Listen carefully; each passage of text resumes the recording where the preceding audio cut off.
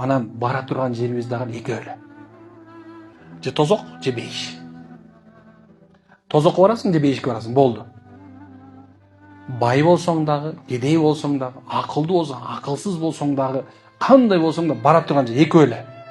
Кандай экен? Эки эле жер. Тозок, анан бейиш эле бүт. Бөлүнбөйт ал жерде, бүт мындай.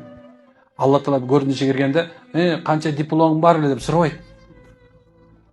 Сен канча гектар жер иштеттиң деп сурабайт Алла Таала. Ман роббука, ман набиюка, ман динукум, сен жаратканың ким, пайгамбарың ким, диниң кайсы, болду мына. Бүттү. Эң негизги 3 эле нерседен суралат. Мына бул дүйнөдө Кудайың тааныдыңбы? Бул дүйнөдө пайгамбарың тааныдыңбы? Бул дүйнөдө ислам менен жашадыңбы? Мына болду. А ислам менен жашоо дегендечи, бул ушундай нерсе, ислам менен жашоо деген сөз, бул ушеки тууганчылыкты куруу. Тууганчылыкты куруу.